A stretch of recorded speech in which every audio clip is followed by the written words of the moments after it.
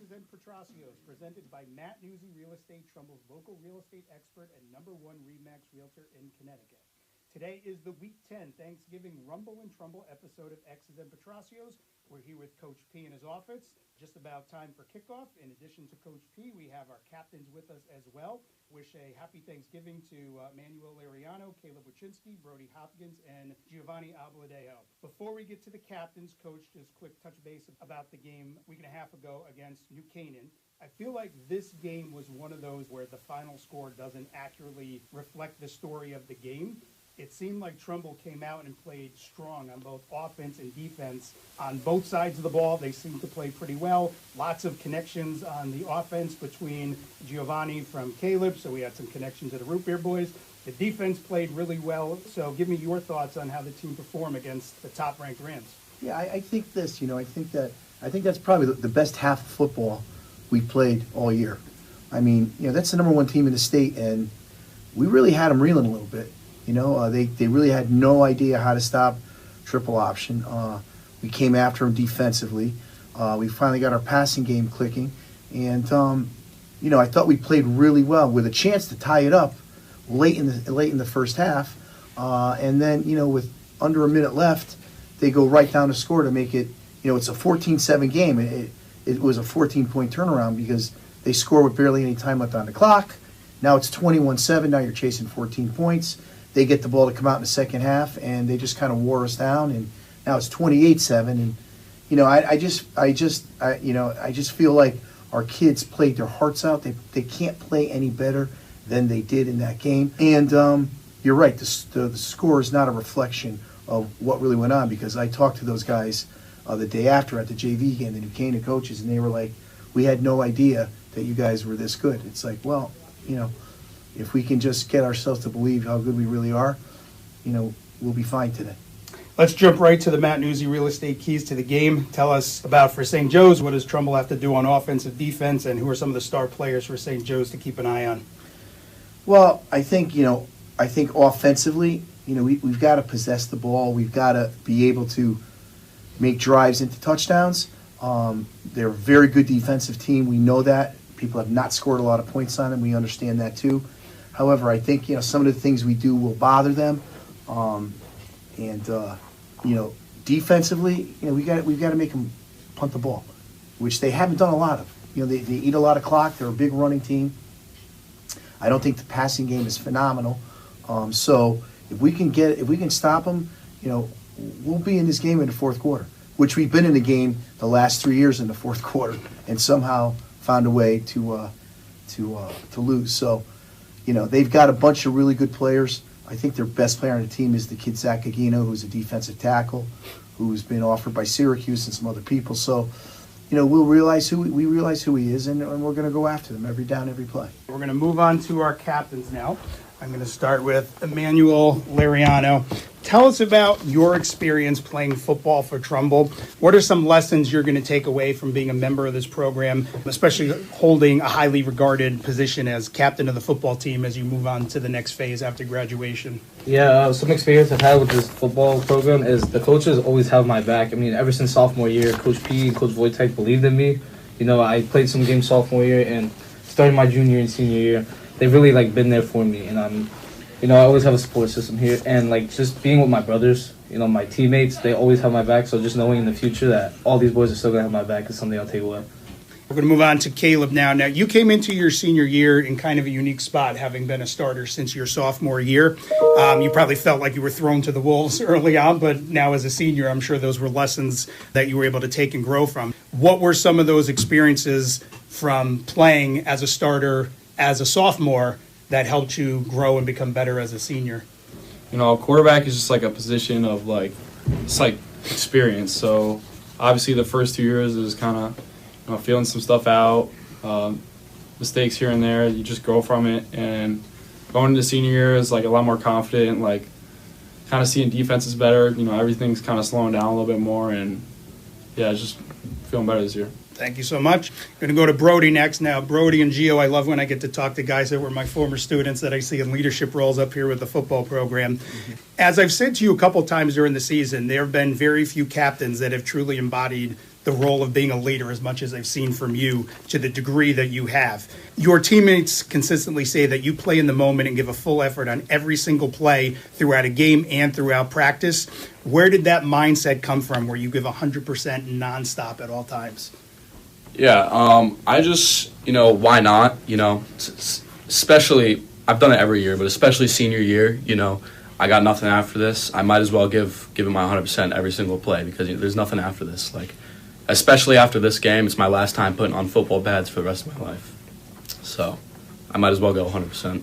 Love that answer.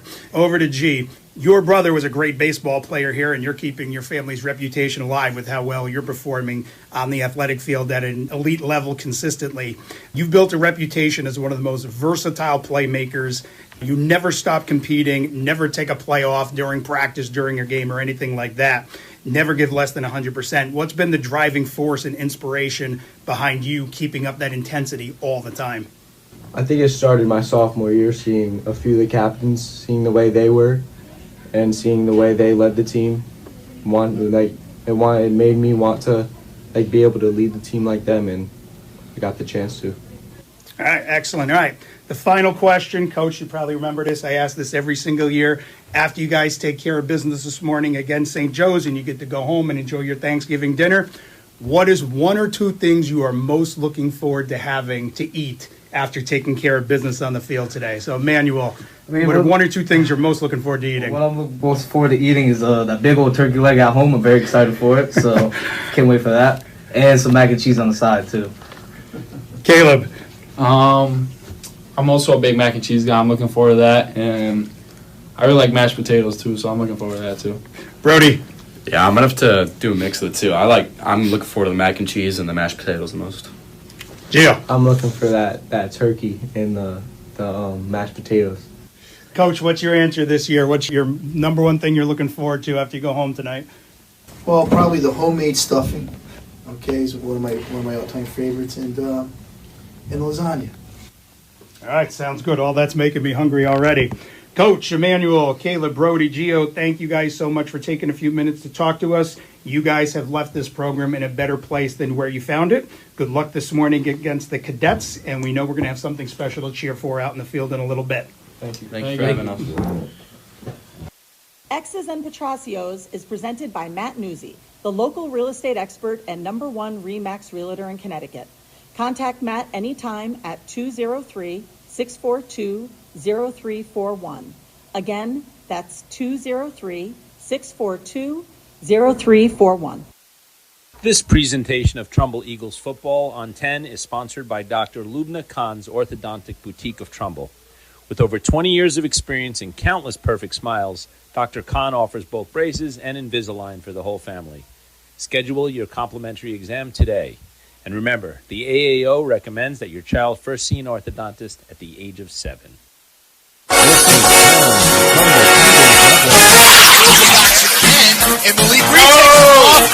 breaking out to the race. He's going to have touchdown. That's going to be a touchdown. All right. His left hip, takes the snap, slant out, pull it over the middle, touchdown, Trumbull.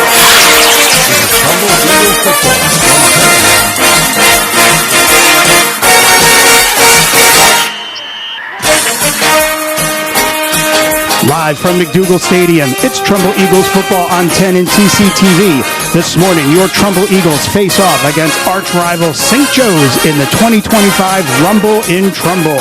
Good morning and happy Thanksgiving, ladies and gentlemen. Joining me this morning is CC Ware, and we have a special guest joining us, going to fill us in on some exciting things happening here in Trumbull. Joe Costa will talk about, he's the chair of the Hillcrest Building Committee. We'll get some fun updates and learn all about the exciting crown jewel, if I may say, that's going to be built very soon here in Trumbull. CC, the Eagles are coming off one of their best performances of the season against New Canaan, the #1 ranked team in the state. The team that is by far the #1 ranked team in the state, as when they played #2 Greenwich, they landed up winning by 2 touchdowns. But Trumbull saved, hopefully, their best for the end. They played so well in that game, gave New Canaan a run for their money, played hard from the beginning to the end. It was one of their best performances. What are you looking forward to seeing after seeing some of those improvements in last week's game or a week and a half ago in this morning's game in the big rivalry game today? Yeah, I just hope they really improve even more from that game, both on offense and defense. You know, St. Joe's is never an easy game, regardless of the rankings. We know this is a very passionate game in Trumbull, so I'm just excited to see them improve further and hopefully end the season on a good note. All right, while we are waiting for the teams to take the field, we might as well bring in our special guest. So again, we have Joe Costa, who's the chair of the Hillcrest Building Committee. Since we have one of our biggest audiences a year, we thought it'd be kind of fun to get some information and let everyone hear about how exciting this project is. So Joe, first, happy Thanksgiving, and thanks for joining us this morning. Thanks, Jeff. Great to be here, and happy Thanksgiving to everybody, community. So, like I said, as we await the teams to take the field, why don't we get started with some of our first things. So the new Hillcrest, it's very exciting. We're hearing terms like people are probably seeing things in the Trumbull Times or if they're watching some of the meetings online or something like that. And here's some terms maybe like the Black Box Theater, and we talk about all these new and exciting spaces for unified arts. Tell us some of the new features that the building's going to have compared to what the old building doesn't have. Sure, I'd love to. First of all, there's no swimming pool in the new school, right? There's no swimming pool. The community looked at that and decided not to go ahead with that. But you've probably been hearing a lot of talk about the Black Box Theater, and really that's a little bit of different take than a sloped floor auditorium. In this particular type of facility, it is really a flat floor with retractable seats, and the idea is that it's going to be much more flexible than a standard auditorium. So the school will be able to have events like the school play and band concerts, but then pull the bleachers back, and they could almost use it like convention space. Yes, it's really a meeting space, really a very flexible space. It's really to teach the students how to do lighting, how to do sound, how to put on performances, and it really is designed for a wide variety of performances. It does have a platform, which is a little bit different than a standard black box, so it does have a raised platform where they can set up performances, music, whatever. All right, we have the Eagles just took the field. If you're watching on TCTV, you saw the team take the field, and you saw some of the 2005 players on the field as well. So this marks 20 years since the 2005 team won the FCAC championship, and ironically, they played Staples and won in that game. Cece, do you know who the head coach was that Trumbull beat in the 2005 FCAC championship? Was it Coach P? It was Coach Petrosio when he used to be over at Staples in Westport. Mm-hmm. How ironic is that? So Trumbull comes out. They're in black shoulder to toe, so black jerseys, black pants, gold helmets as they usually wear at home. We are waiting. St. Joe's, they have their Win Everyday banner, but they're on the right side of the field as the team will be taking the field from the left. So they're going to have to make a little bit of a detour to come out of their space over there. Well, why don't we continue talking about Hillcrest while we wait for the cadets to take the field? So the new Hillcrest is going to have a very different layout than the current one. The current one is one floor, so everything is very long spread out. To get from one end to the other end is kind of a long walk. Tell us about the design of the new building, and how does the overall size compare, like overall square footage, maybe not an exact number, but the footprint of it being different from the current one? Yeah, what's different is what you pointed out. The new school is a multi-story school. It's much more compact, and it is a very clear design where you have the front of the school where you come in, you have all the sort of public spaces, the noisy spaces, the spaces where a lot of the community will come in and out of. And then on the back side of the school, towards the downside, which is the south side of the school, you have two wings, which are three-story wings. And each wing is designed, or each level of each wing is designed for a separate grade. So you have 6th, 7th, and 8th. The middle grade is the 7th grade, the upper grade is the 8th, and the lower grade is the 6th grade. And when you had mentioned no pool coming over, and pretty much no complaints from anybody over at Hillcrest about that. But one feature that is coming over is the planetarium. Yes, the planetarium, one of my favorite types of facilities for schools because they're so flexible. You know, planetariums are not like the old days where all you're looking at are the stars. Right, planetariums have a science component. They have a math component. They have a a looking down component, so you can actually visit the places. And there's also a three-dimensional quality to the images that they have nowadays. So you can stand in historic spaces within this dome and experience it. So what you'll find is the modern planetarium is a very popular facility. And the way it's been designed is that it's not only usable by the school, but it's also usable by the community. There's actually a separate door that you can come in and out without impacting the rest of the school. Yeah, because the way the planetarium is in the current building, it's basically like smack dab in the middle. So the other schools can come and use it, and they're not going to be interfering with the operations of the current building. And like you were saying before, it's got its own separate public entrance, so that way in the evening you can utilize that public area without it, having to get into the academic space. All right, the cadets have taken the field. They are wearing white jerseys, white pants, white helmets. You could hear in the background McDougal Stadium public address announcer Steve Spillane. We'll get back to more Hillcrest stuff in just a moment. And this new building is going to be, like I said, the crown jewel in the town. It is going to be a beautiful, beautiful facility when it finally is finished. And one of the features of the school is this main street that connects the north and the south of the building, which makes it very easy to monitor and actually very easy to get around the building. So it's going to be a lot clearer than the existing building. You're not sort of on these series of loops that you can kind of get lost in. So it's going to be very nice, very dynamic space. And by the way, this is a very tried and true layout for a middle school. So this is going to work out really, really well for you guys. And we're very excited for the opening of that. I think one of the features that the Hillcrest staff is most looking forward to is air conditioning. The first couple weeks of the school year and the last couple weeks of the school year are often not pleasant. All right, the cadets just ran through their, I was going to say tunnel, their banner that they run under with their traditional win every day. We are just about set for the coin toss. The officials have made their way to the center of the field. Coach Petrosio is out there. A couple little words for the game officials. While they're doing that, you asked about the size of the building, Jeff? Yep, go ahead. The new building is about 145,000 square feet. The old building is 117,000. So lots of new space. So a lot bigger, a lot more roomy than the existing building. And designed for a larger student body. Yeah, the building size is 826 students through those three grades. But there's obviously a little bit of headroom for growth so that we don't undersize the building. Captains making their way out for Trumbull: Emmanuel Lariano, Brody Hopkins, Caleb Uchinsky, and Giovanni Albaladejo. FCX selection, John McBride.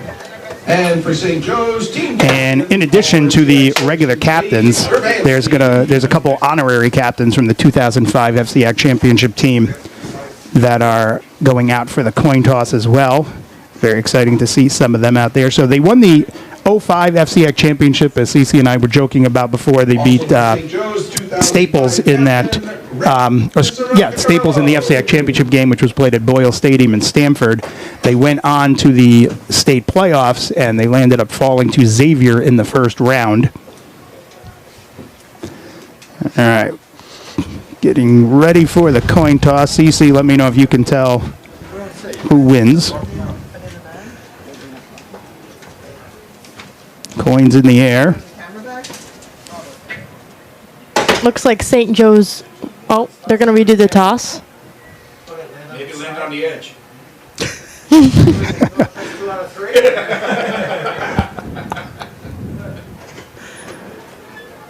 Now I think Trumbull won that one, the second toss. So, and Trumbull, it looks like they declined. St. Joe's will receive. So Trumbull's backs will be to the Strobel Road side of the field. St. Joe's will defend the Hillcrest side of the field. And teams are making their way out. Back to the sideline. We'll be ready for the national anthem in just a moment. When I was down at the tailgate earlier, I met some of the 05 players. Some of them I remember watching them out on the field, but one of the ones that I met was Coach Wojtek's brother, Eric. Oh, nice. And he was joking. He said, yeah, you know, my little brother, Zach, and, you know, looking up at Zach, who's, 6'5", Pay is now at this time in honor of the men and women who have given service to our country. We ask that you all please stand and remove your hats as we honor America with the playing of our national anthem.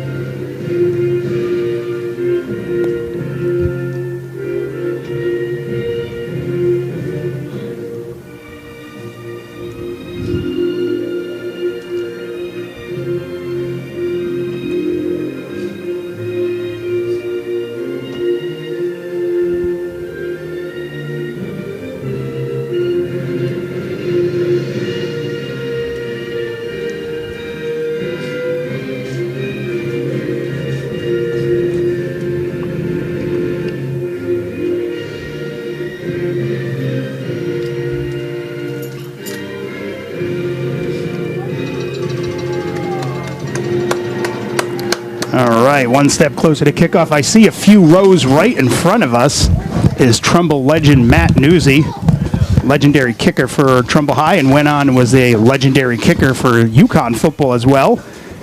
He scored the first ever points in the new Rentschler Field when it opened up. Gray jacket, sunglasses right down there. We love seeing the alumni make their way back. All right, so the boys are getting their last-minute instructions from Coach Vadas, our special teams coach. Most likely, Giovanni will be the returner. Actually, no, I take that back. Trumbull declined, so they'll be kicking off.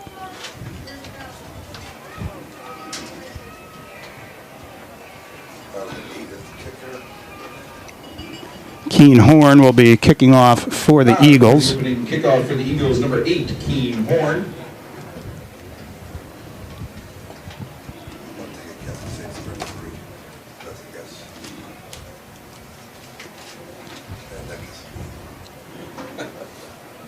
Instead of being on the deck beside the press box, we ended up setting up inside the press box today. We figured we have a little heat while we're calling the game, be a little more comfortable.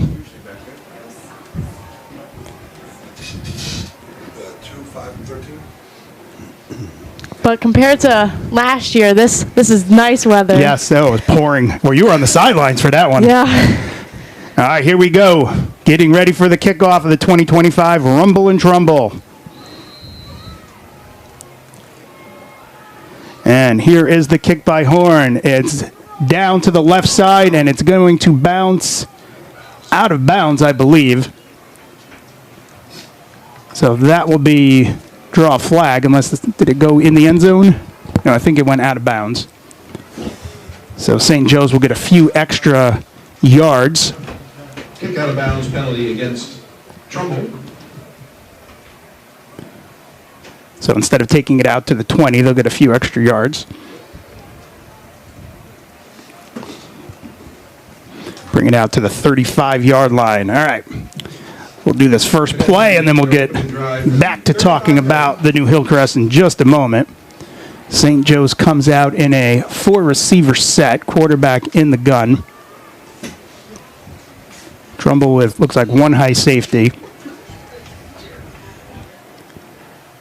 Trumbull showing blitz, now backs off, quarterback drops back, looking, throws to his left side, has a receiver brought down. As soon as he gets up, he picks up about 3 or 4 yards. The ball looks like it'll be marked at the 39. All right, so one of the big things of the new building that we hear about is the term net zero. Joe, explain to us, what does that mean? How is that achieved? How do you heat a building? How do you cool a building? How do you power a building? How do you cook in the kitchen using zero energy? Clarify what that actually means for us. Yes, thank you, Jeff. Well, as you remember, we spent a lot of time talking about mechanical systems. I think we looked at 5 or 6 completely different ways of heating and cooling the building. It is a handoff up the middle, but Trumbull's defense is right there. It looked like the running back and the quarterback had a little bit of confusion on the exchange. Great tackle by number 4, Ryan Mullen, who's able to read that just right. And that's going to push them back and lose some of those yards, so it'll be 3rd and 9. All right, go ahead, Joe. Yeah, so after all that conversation, we decided on this all-electric building that basically uses heat pumps, and it has a geothermal well system. So what happens is that the heat pumps actually draw heat from the earth, and that saves a lot of money. We also have on-site generation through rooftop PV system. Remember, the old school, both the high school and the middle school currently have PVs. And the quarterback drops back, looking to his right side, rolling. Now he's going to take off. He's going to fight forward and get pushed out of bounds just shy of the first down. So it'll be 4th and short. St. Joe's is going to have to make a decision. So Net Zero talks about the idea that the electricity generated on site versus the power used over a 1-year period is basically zero. So the idea is that we're actually generating enough power on site to offset the electricity that we're going to be buying from the grid. So the building is very efficient. You know, it has a robust exterior. It has all kinds of energy savings strategies within the building, and including the kitchen. So we're working on the kind of kitchen equipment and how to cook food without using a lot of power. That's still in development. St. Joe's is going to punt. And it is a high, slow punt. Gets the punt off. Decent punt. It's going to be caught at around the 15, and he's going to be brought down as soon as he gets it. I think that was Abaladejo with the reception. So Trumbull will take over inside their own 20. So it doesn't mean that you're not using power. It means that over the course of the year, like you were saying, it averages out to zero, that you've generated at least as much as you've used. Yeah, so it's a combination of efficiency, on-site generation is what creates that net zero idea. Now, if we're really good at it, we could actually have net positive. We could actually generate more power than we actually use, which is very different than the existing building. Yeah, well, which was built 60 years ago. Yes, it's a very old building. All right, so 3 receivers set coming out for Trumbull, 1 very wide right on the right side. And Wuczynski keeps it himself, tries to sneak up the middle. He's going to pick up very little, maybe a yard or so, so 2nd and 9. Now, you mentioned the geothermal wells. Give us a very simplified, basic idea of what that means, because that's not something an average home has in their backyard. Yeah, well, it's not a new thing for schools. A lot of other facilities across the Northeast are using geothermal. And basically, it's very simple, that we drill a bunch of, I think in this particular site, it's 600 feet deep. And what we do is we actually put a plastic loop of piping in the hole, and backfill it with grout, and then what happens is we have about, I think, 40 or something like that on this building. Handoff to the left side. He's only going to pick up about 2 yards or so, so 3rd and long coming up for Trumbull on their initial drive. Yeah, we're doing a test right now to figure out how many we actually need to generate the energy that we actually need for the building. So as you know, the Earth is a heat sink, right? So it's at a constant temperature of around 55 degrees.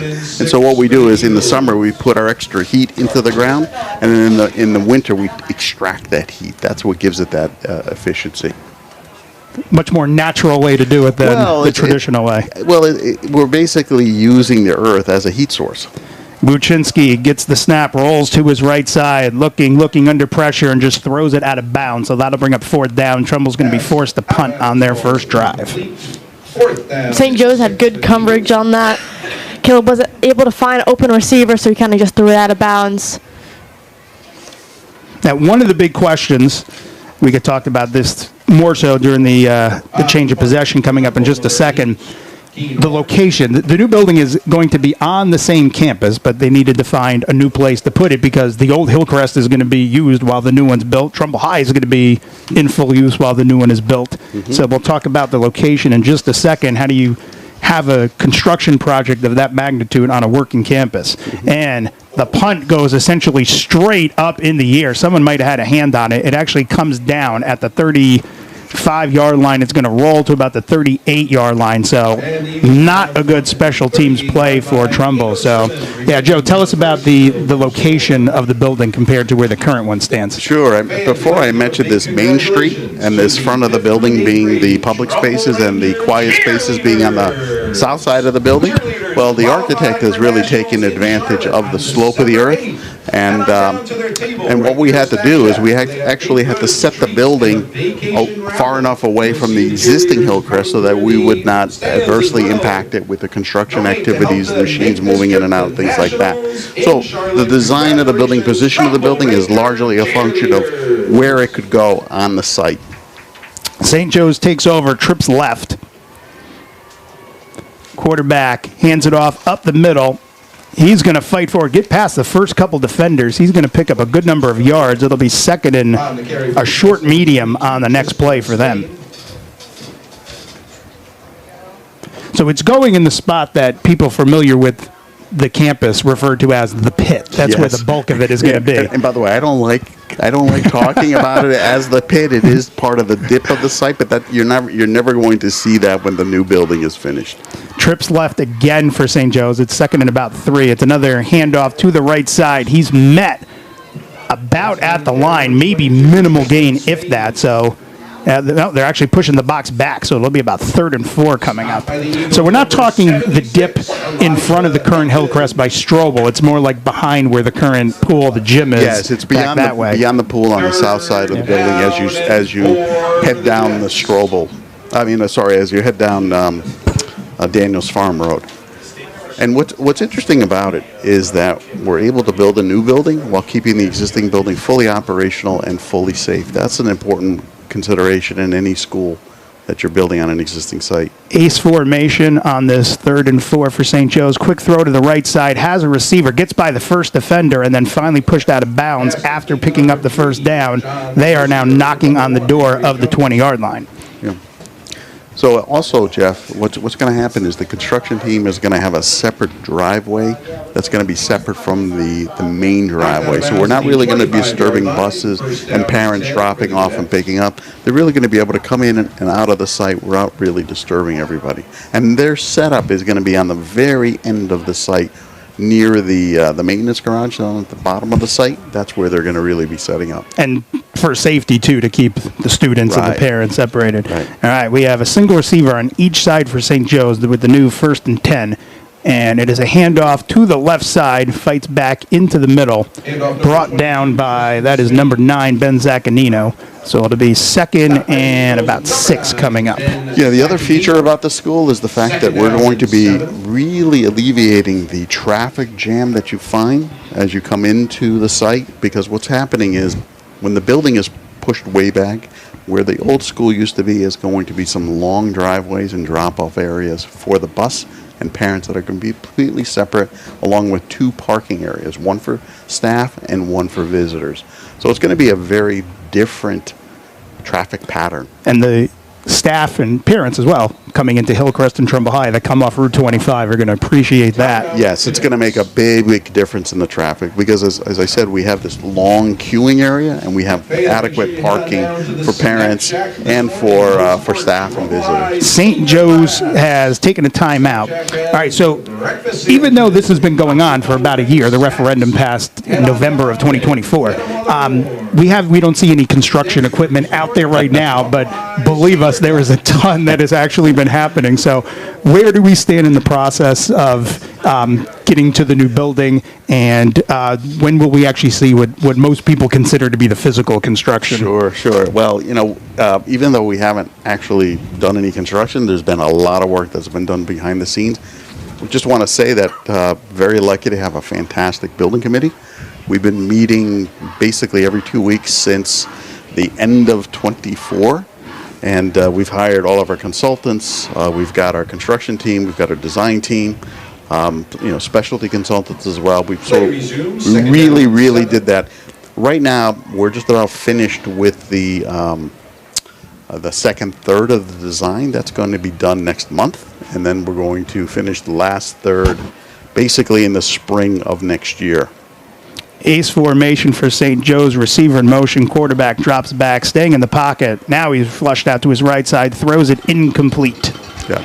So the idea there is that we're going to be bidding in next summer. So next June and July, we'll actually be going out to the marketplace for our bids. And then we'll be starting construction at the end of the summer. And we should be done with our building. Remember, this is a two-phase construction. We got to build a new building, then knock down the old building and restore the site. We should be done with the new building around April of 28.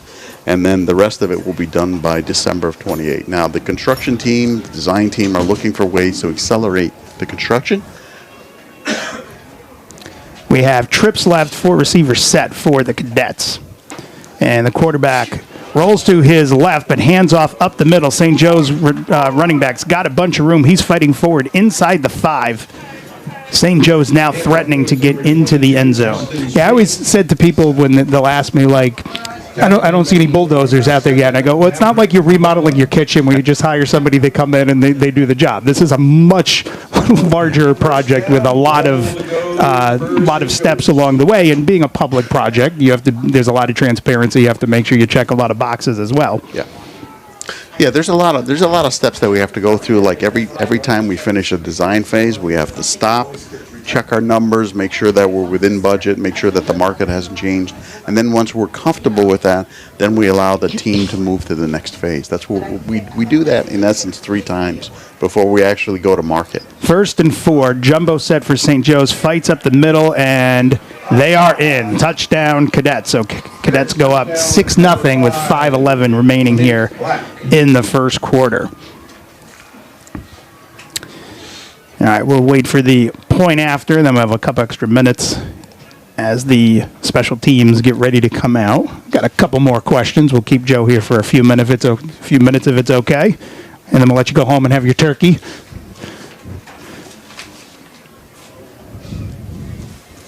Point after attempt coming up for St. Joe's.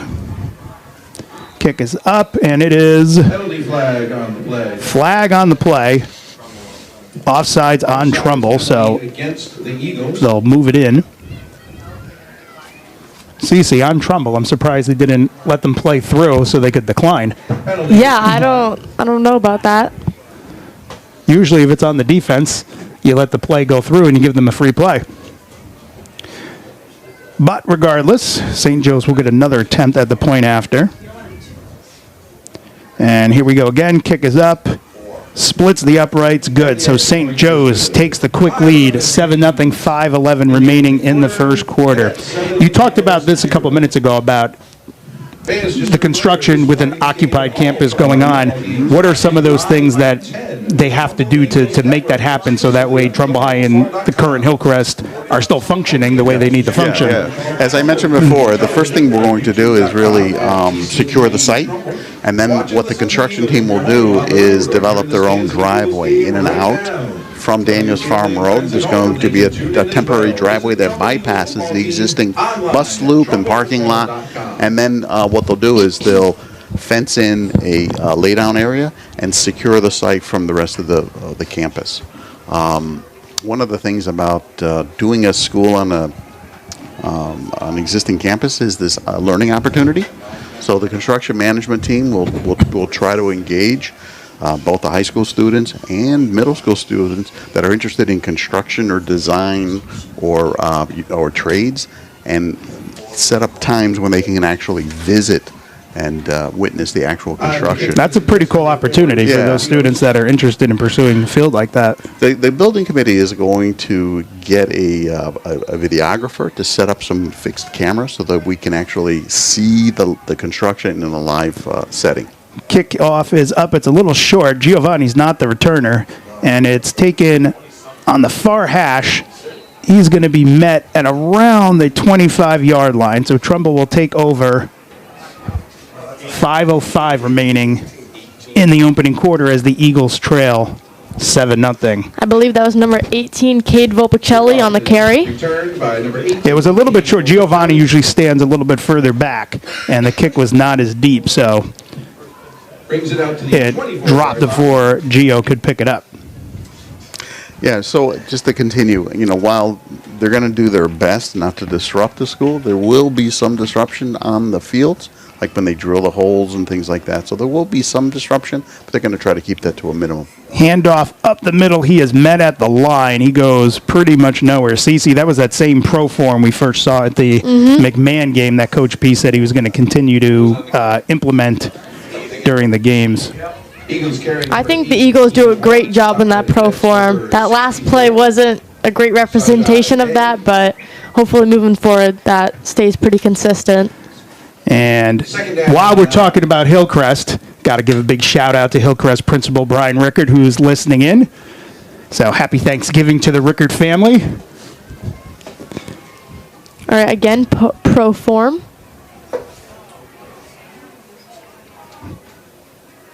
And it is another handoff. This time it's to Giovanni. Fights to the left side. He's going to be close. I'm sorry, not Giovanni. That was Wuczynski that kept it. He's going to fight forward close to the first down. We'll wait for the sign. I think they're trying to do their option play. He had a pitch face to the left side of him. Chose to run. And first down for Trumbull. And the result of that carry is a Trumbull. All right, so while we're looking at a game on a field, let's ask about some of the field. So some of the fields might be impacted a little bit, but any field that gets taken down does get replaced. So tell us about the playing fields, because that's obviously a big concern for a lot of people. Well, one of the great advantages of having a shared campus is that middle schoolers get the advantage of having tremendous fields, right? In this particular case, I'll let the Yep. So Wuczynski drops back, throws it deep on the left side, just over the head of Albaladejo. Yeah, I mean, one of the advantages I just said is that there's shared fields. At the end of this particular project, you're going to have a softball field with an overlapping field. That's number 14. You're going to have a baseball field, number 3, restored, right, with an outfield, I think they call it stump field, number 15, right? And then there's a varsity softball, number 4, with an outfield, number 9. Varsity baseball field number 2, JV grass field. There's a new field, 200 by 360, in the old footprint of the building, and then there's a potential for a second big field, 200 by 360. That's an alternate, and that's also a new field. And Wuczynski hands it off up the middle and fighting for it. I think that was Horn. He's only going to get a couple yards on that. Eagles carry number 8, Keen Horn. Yeah, it was Keen Horn. Confirmation by Mr. Spillane. So, if anything, there's going to be a net gain of fields. There will be. There will be. Some of them might be relocated to some new spots, but overall, there's going to be no loss of anything. Yeah, generally, anything that's touched is actually going to be improved. So, if we disturb, if we impact anything, when we're done with it, it's actually going to be better than it is right now. Oh, and by the way, I mentioned the 2 parking lots. Those are going to be properly designed for good flow and for preventing students from actually crossing traffic lines as they come to the building. So that's a big, big safety issue. Ace formation for the Eagles. Now the runner in the backfield comes into the slot receiver position. Wuczynski throws it up the middle. He's got in and out of the hands of Ayeem. He had the defender beat. If he would have brought that in, he would have been gone for the touchdown. Golden opportunity lost there for Trumbull. That's going to bring up 4th and about 8, so they're going to be forced to punt. That's one of the ones they're going to want back. I will say, good job to Keen Horn. As soon as the play ended, he came right over to Ayeem, gave him a pat on the back, told him it's okay, and he's going to be back to punt. So good sportsmanship for him. That was, other than him dropping it, every other part of that play was executed beautifully. And hopefully a better punt. Well, there's a whistle this time. I was going to say hopefully a better punt than last time. And it is offside on St. Joe's. Not going to be enough for a first down, but it'll move him back a few yards. 5-yard penalty remains 4th down.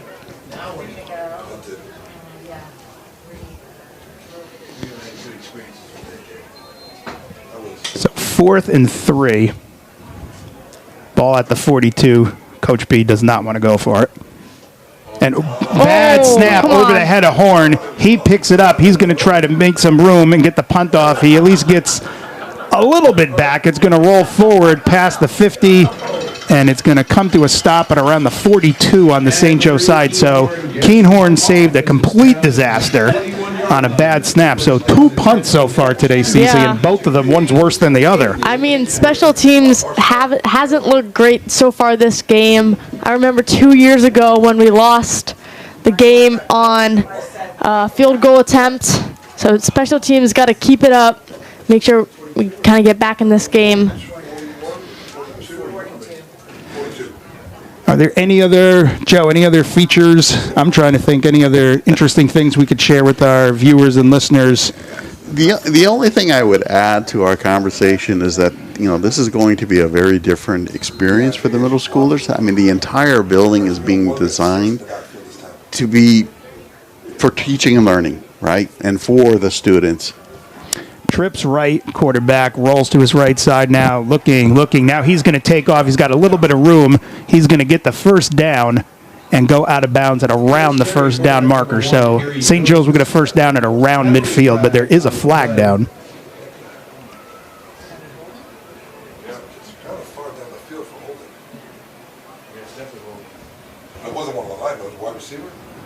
No sign yet by the official. And holding against St. Joe's. So that'll negate the first down and move them back. Yeah, so as I was saying, it's really going to be designed for the middle school students and the interactive and the kind of way that middle schoolers learn. The whole entire building is designed really to facilitate that, and it's really a modern approach, much different than what you have right now. And you're going to find that the teachers themselves, the staff, are going to react very positively to this new environment. They're going to want to do their job. They're going to do a better job, and you're going to find basically performance getting better. The school environment, the amount of fresh air that we're going to have, the type of light, the windows, the views, all that stuff is going to be significantly better than you have right now. Handoff up the middle for St. Joe's, and he's going to get back to the original line of scrimmage, so it'll bring him about 2nd and 10. Yeah, just everything about the building is going to be exciting and fresh and new. And the one thing that you have to keep in mind is that we're really designing the building not just for this generation, for multiple generations. So, this flexibility and be able to adapt the curriculum to future use, that's really built into the building itself. And a lot of flexible spaces. Yep. Some classroom-sized spaces that could be used for a variety of things. The black box you were talking about earlier, which could be used for a whole bunch of different things. The team approach, right? We like team teaching. We like classes coming together to do activities, to mix and match. And we want students to have a deep throw down the left side for St. Joe's, and it's incomplete. And the Trumbull defender is lucky he did not draw a flag on pass interference because he was all over the receiver on that one. Eagles number 2, Miguel Lamore. That was number 2, Miguel Lamore. The way I noticed it too, like he was defending him, but his back was to the ball as he was looking at the defender, so he's very lucky he did not get an interference flag on that. That definitely could have been a flag. I don't think there could be much argue on that. So 3rd and 9 coming up for St. Joe's. Big down now for Trumbull, being down 7-0, trying to force the ball back to Trumbull with 1:17 remaining in the opening quarter. Jeff Alterman, CC Ware with you on 10 and TCTV. Joe Costa joining us as the chair of the Hillcrest Building Committee. Happy Thanksgiving, everybody. Oh, flag on the play. Flag on the play. Delay of game penalty against. So that'll be another delay of game against St. Joe's. So that'll move them back instead of 3rd and 9. It'll be even further now, 3rd and 14. It's going to have to be a big stop for Trumbull. DB is looking at the quarterback's eyes, making sure that nothing gets over their heads. And they're probably going to have to adjust the defense a little bit too, maybe even go into like a nickel form with the 14 yards that they have to defend now. No penalty on the play. Timeout called before the delay. Oh, okay, so they pull the flag up. Timeout was called by St. Joe's. So that'll give us a couple minutes to continue talking here. I'm just very excited as a Hillcrest person being able to go into a brand new building in a couple years. It's very exciting. The building we're in, we make good use out of it, the best use we can of what we have, but it's got its limitations. So this new building, sky's the limit on what we're going to be able to do here. Well, I guarantee you it's going to be a lot more healthful than the existing building, and we're not going to have any of those little critters that you mentioned to me yes. many times. Yes, we tend to, we have a few little critters in the building that are, actually, we shouldn't say little, they are a good size, and those are legendary. And they fly. I mean, I remember the first time the head custodian, Hillcrest, mentioned to me that they fly. I'm like, get out of here, you're full of baloney, they don't fly. And then when one of them was running down the hallway and took off and started flying at me, I'm like, oh my goodness, you're right. And he goes, I wasn't joking. Of all the schools I've ever done, that's the first time I've ever heard that. All right, so 3rd and 9 coming up. Big third down for the Trumbull defense, showing blitz. It's a fake pitch to the left side. Now he throws to the right, has receiver. He's going to fall forward, but I think he's short. He is. So that'll bring up 4th down. Good stop by Trumbull to force most likely the punt. We'll see what St. Joe's decides. Ball is at the St. Joe's 48. It is 4th and 5. What is the St. Joe's coach going to pick? Down and 4 for the Cadets. 4th and, what we got? 4th and 4, okay. That was going by Miss McHugh's 4th and 5 on the board. And they are in punt formation. Giovanni back at the 15.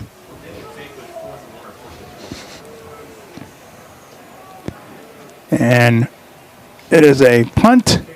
Comes down at around the 20. Trumbull's just going to let it bounce. It'll roll back a little bit inside the 20-yard line. Trumbull will take over. So in between those parking lots you were talking about, they were possibly talking about an extra field that might be in that place as well, that the PE classes might even be able to use for some outdoor classes, because the PE teachers tend to take the kids outside as late into the season and as early in the spring as they can, weather permitting. I mean, 200 by 360 is a huge site. Yeah. The other thing that people have to keep in mind is that the building is going to be designed to be easily maintained, right? So the materials, the quality of the construction is going to be long-lasting. Handoff up the middle. He's met as soon as he gets the ball. And he might even lose a little bit on that. So 2nd and long coming up for Trumbull. As we are inside of 1 minute now, 48 seconds left on the clock. Yeah, so we didn't want to leave a building that was going to be difficult to maintain and take care of over many, many generations. On the carry for the Eagles, number 0, Brandon Blank. And one other thing, too, we're very excited about is actually having an ample number of restrooms. That is something that Hillcrest is lacking. Yes. And not only that, the entire building will be accessible. So if somebody has a mobility issue, it's going to be easy to get around, and everybody could use the building. Ace formation for Trumbull. Receiver in motion now. I think that's Albaladejo. Wuczynski drops back, throws. The toss is tipped at the line. Falls incomplete, so now 3rd and long coming up for Trumbull with 8 seconds remaining. This could be the final play of the quarter, maybe one more after that. Number 52, William Zaccanino, tipped the ball. I heard from the coaches show that he has a few major D1 offers, like Syracuse and a few others. And I also believe that he is a cousin of Ben Zaccanino, who is on Trumbull. So a little sibling or cousin rivalry there. I wonder if there's if they're having Thanksgiving together today, what that would be like. Sure, it's always a tense Thanksgiving. All right, Wuczynski dropping back. Throws it to the left side, intended for Giovanni, but it falls towards his feet. Well, I can tell you the rivalry at the middle school level, so my wife being a teacher at Jockey Hollow in Monroe and me being over here at Hillcrest, Monday, first basketball game of the season, the girls' game, the Trumbull, or the Hillcrest girls faced the Jockey Hollow girls, and Jockey Hollow ended up winning in overtime by, I think, 1 point.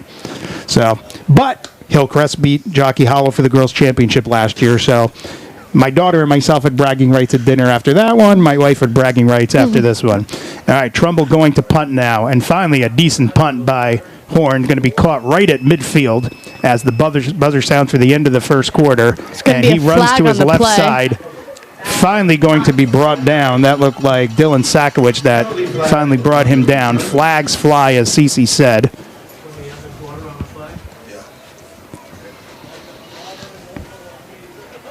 We're awaiting the call.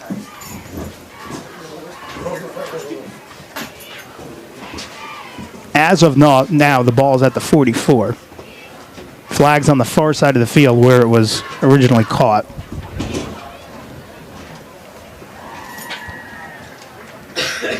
The officials huddling together now.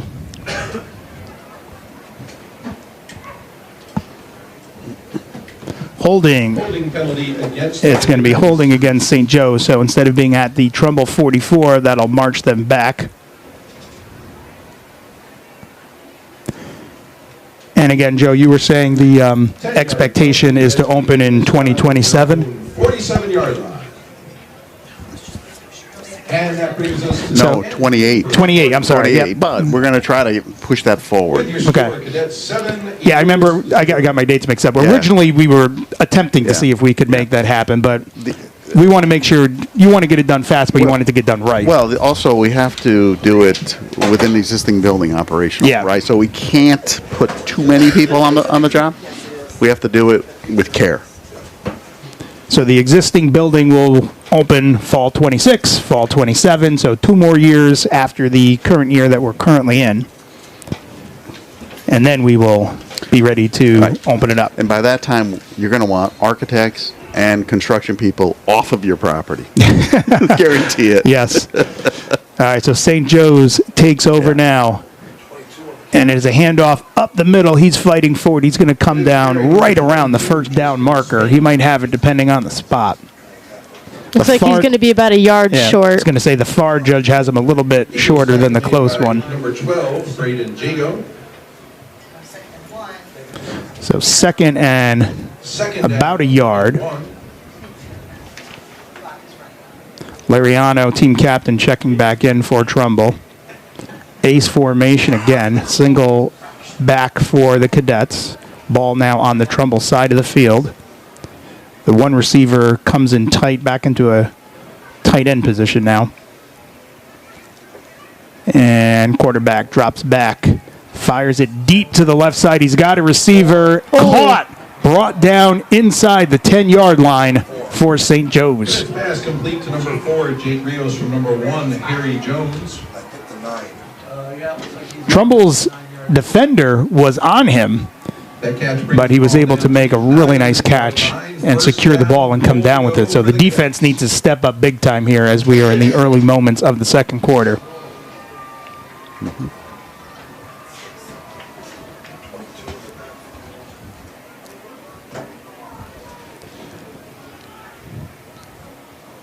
And it is a handoff up the middle. He is met right at the line. That's number 4, Ryan Mullen, that brings him down. He's actually going to lose a couple yards on that. Yeah, great read by him, finding the gaps and making that play. I think one of the other exciting things talking about Hillcrest, the fact like the net zero building is just very cool that you're going to be able to add air conditioning to a building that the old one currently did not have, but you're hopefully going to do it at no cost. Right. Well, what you're going to have inside the building is a screen that basically gives the students the information on how the building is functioning. And toss to the left side. He gets by the first defender, fights forward, and he's going to be brought down at around the 5-yard line.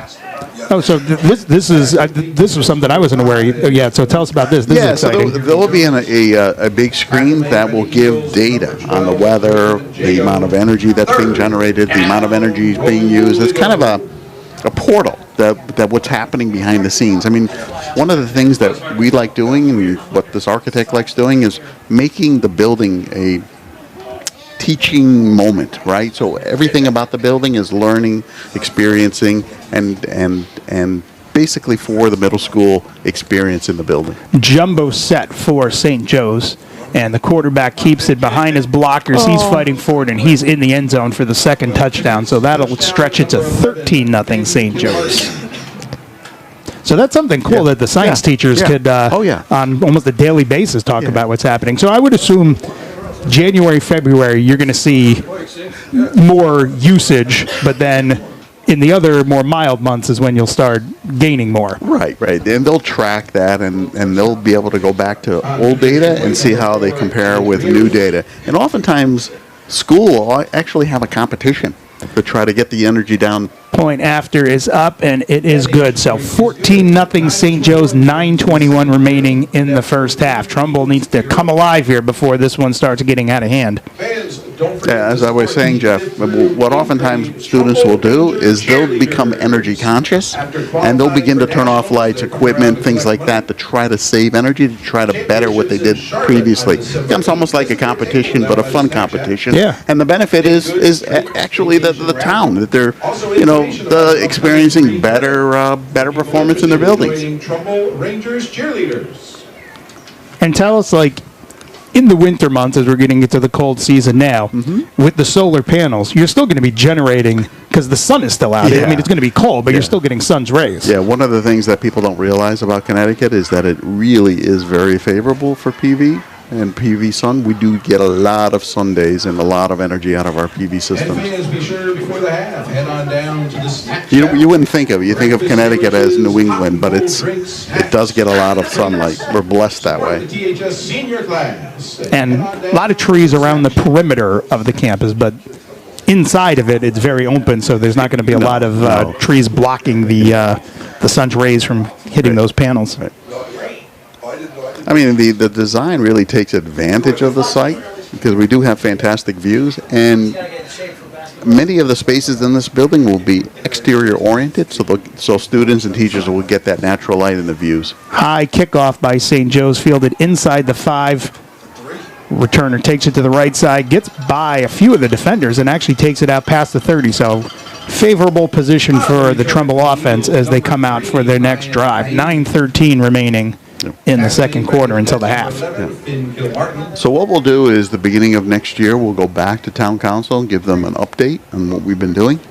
We're going to make sure that our numbers stay in line, and then we're going to press for the finish. And the architecture company that is designing it has quite a few net zero buildings in their pocket that they've designed. So we know we have a group that's going to be designing something that's going to be very, very energy efficient. Yeah, one of the first net zero public schools in Connecticut was designed by Taisu Kim and the energy, the mechanical engineer that's on the job. Wuczynski in the pocket, now flushed out, rolls to his left side, throws it to the sideline and caught. He's going to pick up a few yards, not enough for the first down. From number 5, Caleb. So it'll be second and call it either a long 4 or short 5. Yeah, so the engineering team I was mentioning, CMTA, they practically wrote the book on designing net zero energy public schools. They're actually out of Kentucky, and they recently opened up an office here in New England, but they're really fantastic, and I know those guys very, very well. 3 receiver set for Trumbull. And Wuczynski, keeper, he had a fake handoff, and it was a keeper, and he's brought down hard. He's going to lose a yard or 2. So it'll be third and about, we'll call it 6 or so. We'll see where it's officially spotted. Maybe third and 5, actually. 8:10 remaining until the half. Down and 5 for Trumbull. I think St. Joe's was trying to get the call that they stripped the ball away from Caleb, but they were marking him down. It's going to be third down. And his momentum was stopped after, well, his momentum was stopped before that had happened. Yeah, definitely the right call.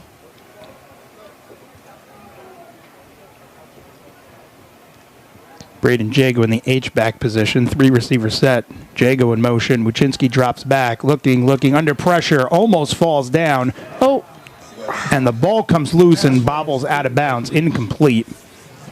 So 4th and 5. Not a very effective drive for Trumbull this time. So they will be forced to punt.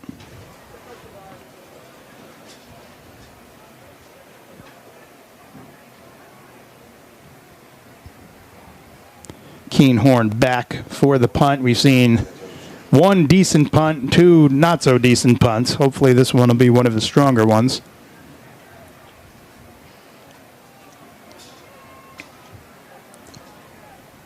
And he gets off a much better punt, very high. Going to come down at around the 35-yard line on the Trumbull side of the field, and then Trumbull will down it after a roll, so they'll get it at around the 40-yard line. And the Eagles will down the punt by number 8, Keenhorn, at the 41-yard line. And the public, too, is going to enjoy this building. We talked about the planetarium.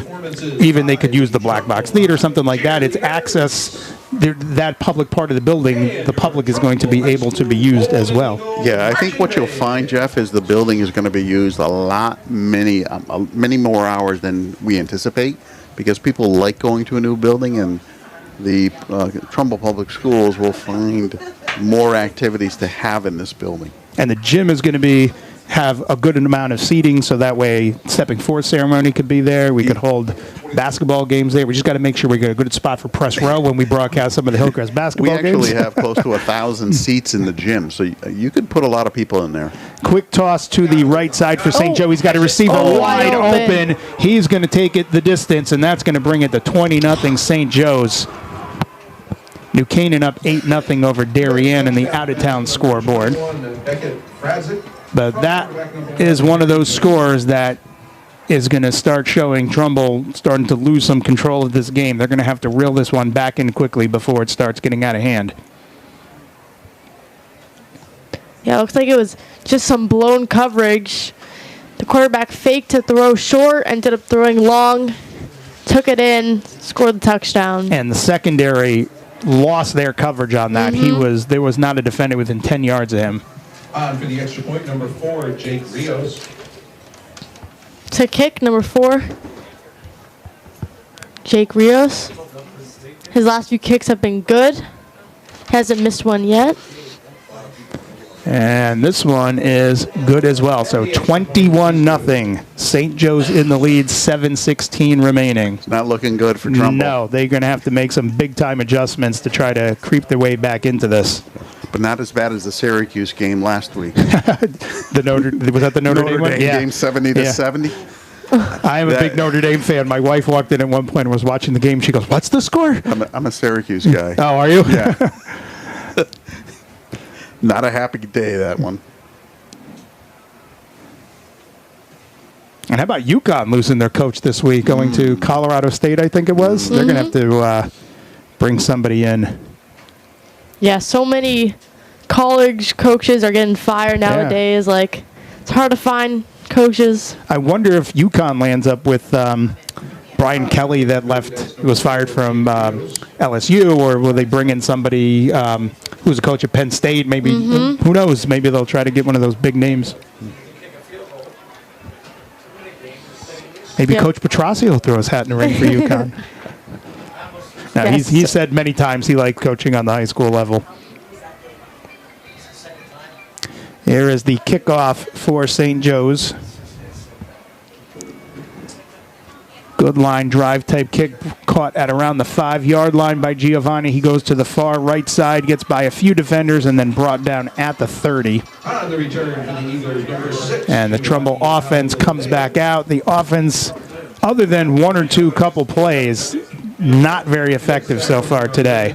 This is not the same team against New Canaan a couple weeks ago that came out with so much intensity on both the offense and defense. They drove all the way down the field in one of those drives against New Canaan. I'm just not seeing the same energy right now that I saw 2 weeks ago against the best team in the state. Trips left for Trumbull. 4 receivers set. Wuczynski, it's a handoff up the middle. He's going to fight for a couple yards. And this has been the theme during most of the year, Cece. You can confirm as well. They just keep running up the A gap, up the B gap. And when we let Caleb throw a little bit more last week, he was showing some effectiveness. Yeah, a few games ago, they had a few short passes, like 5 yards to Jago. Those seem to work, but if we keep running it up the A gap every single time, eventually, St. Joe's is going to know exactly what's going to happen. And it's another handoff up the middle once again. He's going to fight for a few more, so it'll be 3rd and about 4, maybe 3. Once again up the middle, number 8, Keen Horn. Horn on the carry. Kyle Wicker, 3rd down and 3. But I definitely like to see Trumbull try something a little bit different than just running it up the A gap. They were effective last week, and even in the McMahon game as well. A couple of those slant passes. Oh, yeah, I like those. Those are good. Tight formation this time. 4 receiver set, but all in tight. Wuczynski drops back. Under pressure, throws to his right side, in and out of the hands of the receiver. Incomplete, so another 3 and out for the Eagles. I think the running back was on some sort of route there, trying to get, but just couldn't get it in. We might need to get some blueprints for some new offensive formations for for Trumbull. We're on the architecture theme here. Can't help you with that. So Horn back now.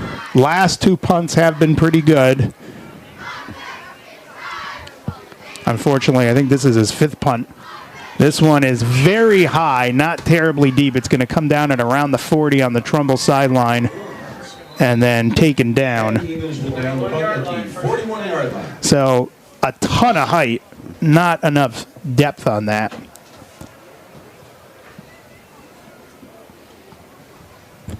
Like we said earlier, they were honoring the 2005 FCAC championship team earlier on. I saw down at the tailgate earlier, the quarterback of that team, Joe Ambrosini, we called him Hollywood Joe. He's one of those people that could have been on Saturday Night Live, just had that type of personality. And even seeing him down at the tailgate, same kind of thing. Schmoozing with everybody, but teasing his personality, he was an amazing athlete.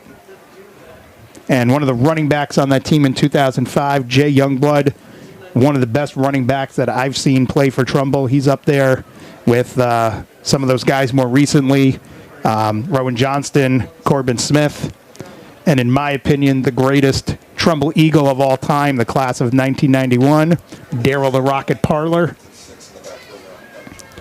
To me, he is still, Darryl the Rocket Parler, still the greatest Trumbull Eagle ever.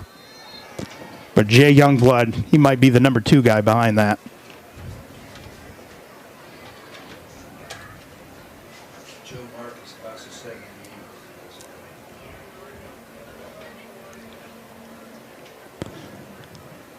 St. Joe's takes over at their own 41. We have 5:38 remaining in the second quarter. And it is a quarterback keeper, runs to his right side now, and he's brought down after pretty much no gain. Great tackle by Maverick Coppola. The Eagles number 7, Maverick Coppola. 2nd down and 9.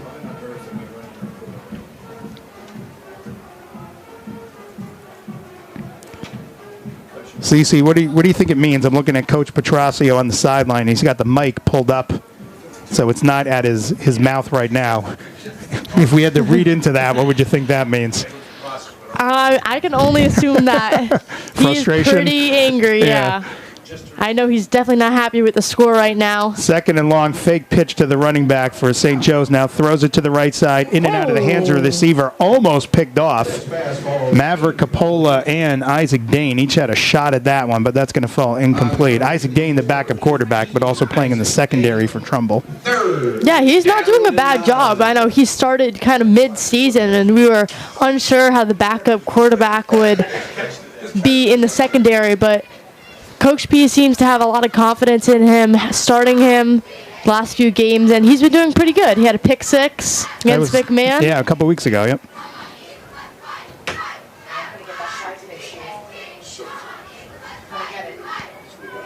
Big stop for Trumbull, 3rd and long. Ace formation. And quarterback rolls to his left side as soon as he gets it. Looking, throws it downfield, has a receiver wide open for the first down, and they bring it onto the Trumbull side of the field. That'll put the ball at the Trumbull 45 with 4:43 remaining.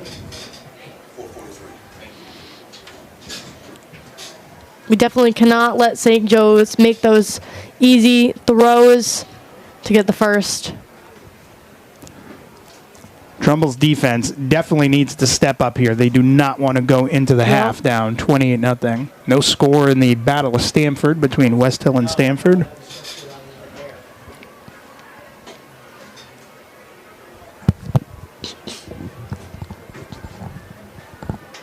And It is a quarterback. Keeper rolls to his right side, throws it deep. He's got a receiver, but the Jago is underneath it and picks it off at the 10. It was a very high arcing pass, so off target to the receiver. Jago read it the whole way and got himself underneath it. So maybe a little spark for the Eagles. The St. Joe's receiver was wide open on the left side of the field there. The ball was just thrown way too high up in the air, too short. Jago was able to pick it off. Now it's going to be Trumbull's ball deep into their own territory. All right, Coach P's got the microphone back down by his mouth now, so hopefully He's happy, yeah. hopefully we're back at business. All right, hopefully that was, like you said, the momentum they need to start putting some points on the board. And let's see them air it out a little bit. And it is a handoff up the middle to Horn. He's going to fight forward for a couple yards. The ball is loose, but I think Trumbull fell on it. The ball popped loose, and is that Mullen? By the Eagles. I believe so, yep. Yeah. So Ryan Mullen fell on it after the ball came loose. Carry was by number 8, Keenan Horn. Picked up about 5 yards. So 2nd and 5. They'll spot the ball at the 16-yard. Giovanni checks back in for Trumbull.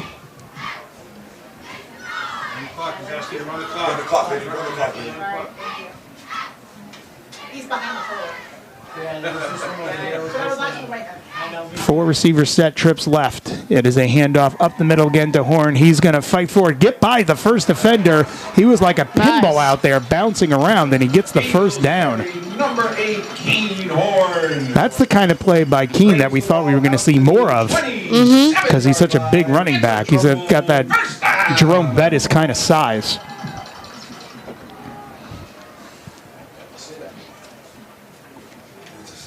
.413.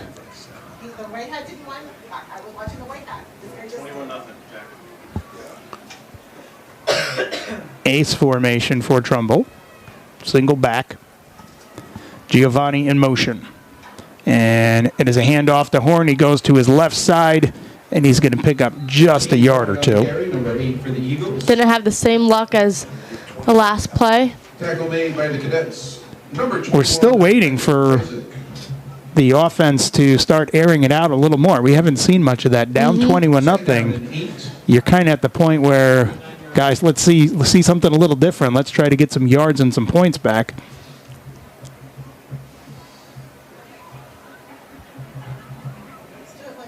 Ethan Eurosavage checks in for Trumbull.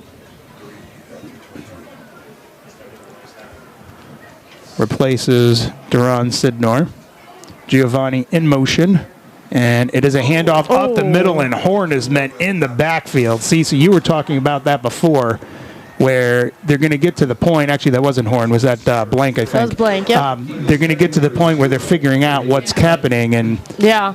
And go ahead. Number 52, like I said, he's a guy who has multiple major D1 offers. He's the kind of guy that's going to know exactly what's happening and be able to make that play. So you cannot let him get the chance. Ace formation, 3rd and long. And Trumbull had to call a timeout, some confusion on the field. Horn was in bounds, but on the field on the other side of the line of scrimmage, and then stepped out of bounds. So I guess the offense calls a touchdown. Staples up 19-14 over Greenwich. I don't know if I call that much of an upset, but I would expect Greenwich to take that one, but Staples definitely a top 10 team, so it wouldn't totally surprise me if they get the win. Yeah, these Thanksgiving rivalries really, they bring out the best in these teams, and a lot of upsets, a lot of very passionate games. The 05 guys that I was talking to at the tailgate were saying before the FCAC, I think it was before the FCAC championship game, of all people, Jim Brown was in the area and spoke to the team in the locker room the night before the game. I thought that was very cool. Wow.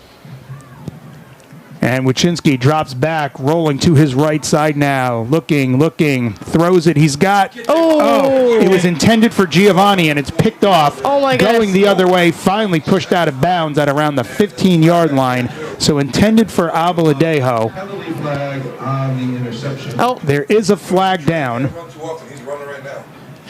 There is a Trumbull player down. We'll let trainer Dan tend to him. Nope, he pops right back up.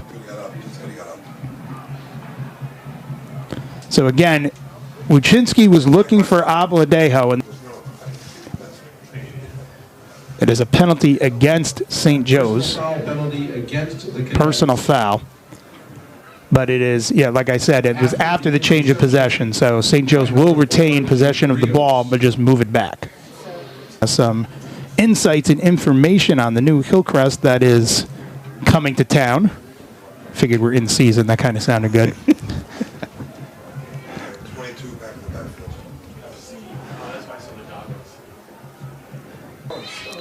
He thought he was pushed out of bounds a little before the first down marker, but then he kept fighting forward. I think that's where they're going to mark him. They're going to be just short of the first down.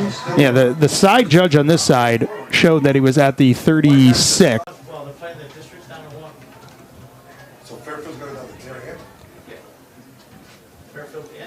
It's going to bring up first down for St. Joe's.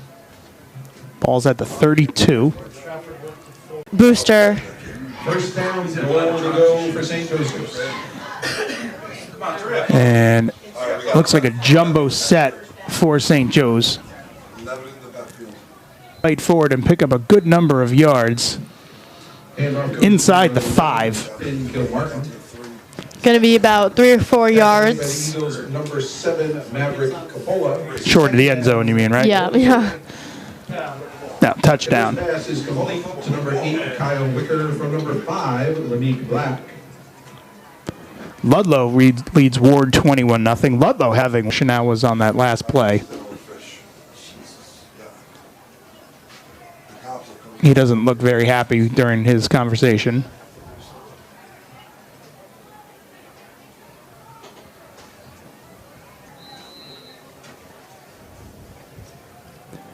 And here's the kick.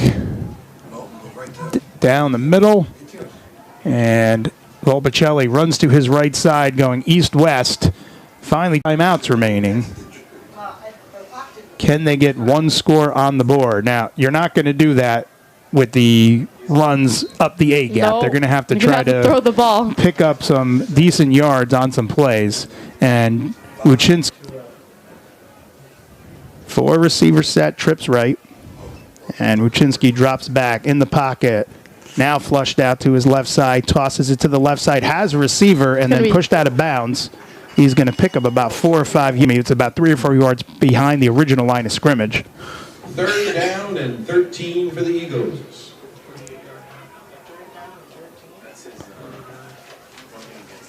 Greenwich now leads 2019 over Staples. Trumbull's offense having a difficult time today moving the ball on the ground, in the air. Relatively ineffective. Joe, thank you so much for coming. We appreciate you giving up some time on Thanksgiving morning to give the community some really interesting information about the new project that's coming on our campus. Happy to do it, Jeff. And you are listening to 10, the Trumbull Eagles Network.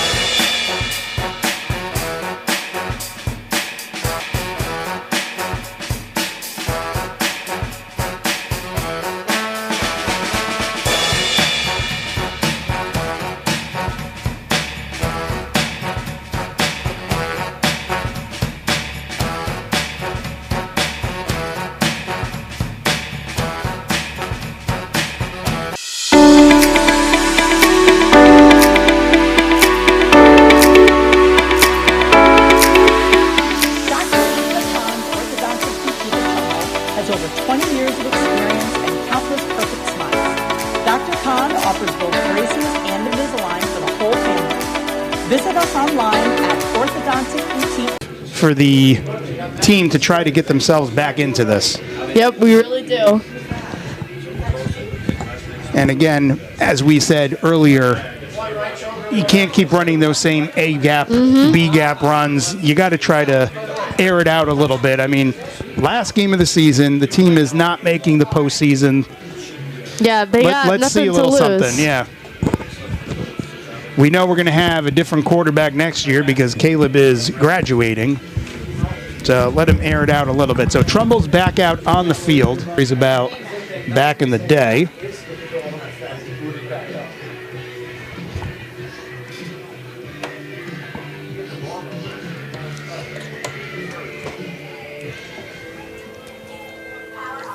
Get a headset ready should we get one of the guys. Yeah. Gino broke his shoulder.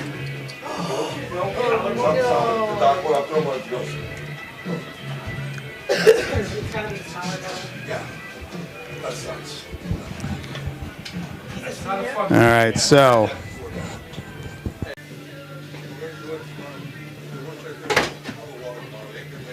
and you hear the door opening and closing. The coaches for both teams making their way back in order for them to get up to the perch above the press box. They have to come into the press box and climb the ladder up. That's what you're hearing with the door opening and closing in the background.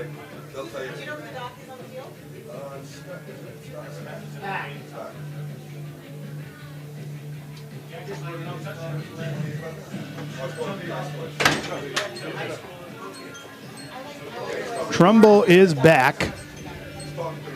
They are ready to go.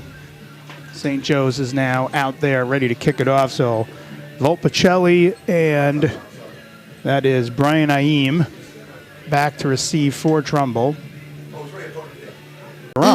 They were, I would say, average around the 30-yard line for some of the previous kickoffs. Just moving too much sideways. I mean, it's good to follow your blocks, but at some point you got to cut up backfield and gain some yards. Anyways, it's going to be first down for Trumbull. Got Keenhorn in the backfield. Trips left, and it is a handoff up the middle to Horn. And the ball loose? He ran up the middle and was stopped. No sign yet. On the carry for the Eagles, number 8. He must have been down before the ball came loose. Tackled by Cadets, number 8, Kyle Wicker. Second down and 6. 21.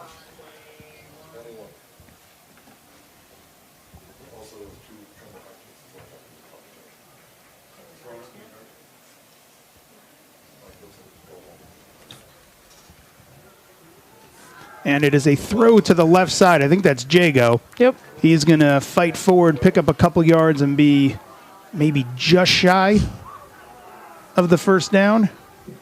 Or are they calling it first down? No, so it'll be 3rd and inches. It's even less than a...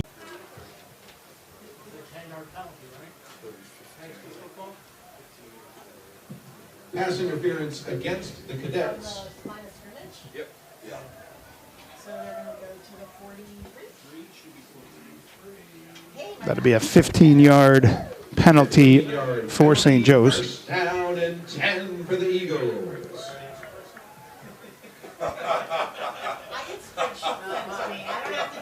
That's why we have Excel. Listen, it's too late now. We've got 4 more years. 4 receivers set, tight on the line on both sides. Wuczynski drops back, and then he is swallowed up in the backfield and taken down for the sack. He's going to lose about 5 yards or so. So 2nd and long coming up now for Trumbull. On the sack for the Cadets, number 53, Michael Rubini. Second down and 15.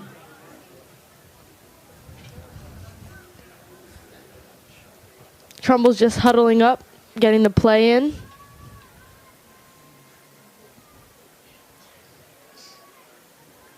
It's going to be 2nd and long on the 38 or so.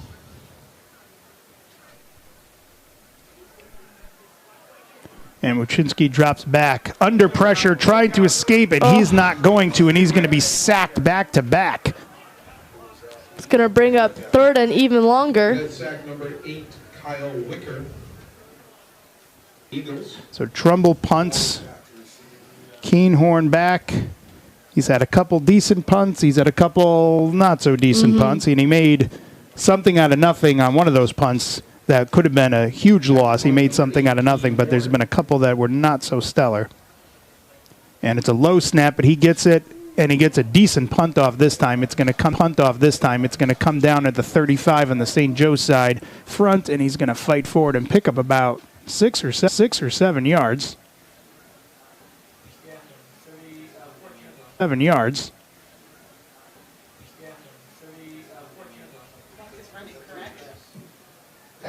Ball's being... Seconds left in the 3rd quarter.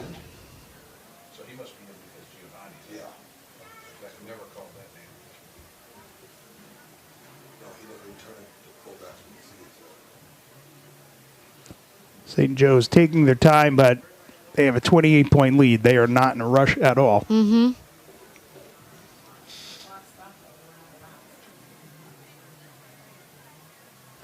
And quarterback dropping back, looking under pressure, and then taken down in the backfield. He's going to lose a couple yards. Good job by number 4, Ryan Mullen, on that sack. Quarterback sack, Eagles number 4, Ryan Mullen. Second down. It's going to be a long 2nd down. Ethan Urosavage on the line, the D line for Trumbull, was just talking with one of the officials. I think he was saying that he was being held and nothing was being called.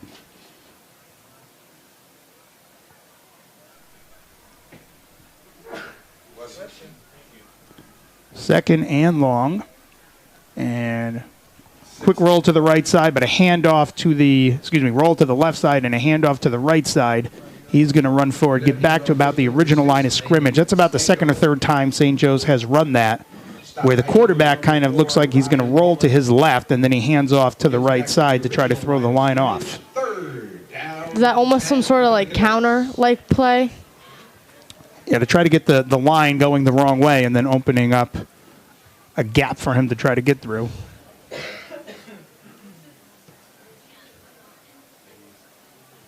Third and 10. Ball is at their own 45. 6:17 remaining in the third quarter. Trumbull showing blitz, and the quarterback rolls to his left this time and then throws it. Has a receiver open just outside the 40-yard line of Trumbull. Ball will be placed actually at the 44. No. Side judge was originally at the 44. Looks like it's going to be at the 40.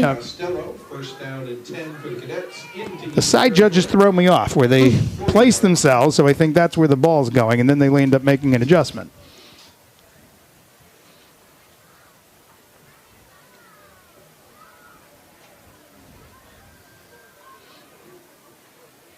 Right side of the field, wide open, but they got a bunch formation on the right side, and it is a handoff to the right, and he's met at the line and brought down by number 4, Ryan Mullen, for a minimal gain. They're only going to give him about a yard, so 2nd and 9 coming up. Cole Muyo making his way back in for Trumbull. Some other personnel changes on the St. Joe's side.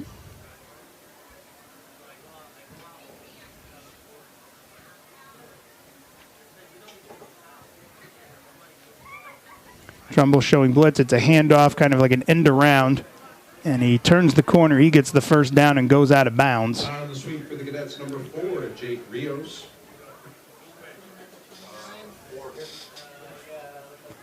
Coach B once more has that microphone pushed up over his head. First down and 10. Oh, now he pulls it back down. 29-yard line.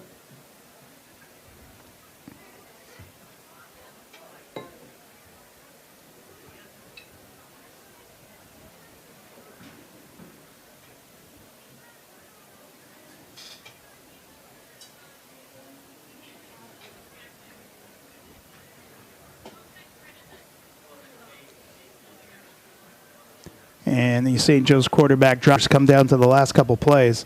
Yeah, that flag flew long before the boys were even set. The official making his way to the St. Joe's side now, the head official. Mentioning something to the St. Joe's coach. We don't have a sign yet. Unsportsmanlike against Trumbull. Penalty against the Eagles.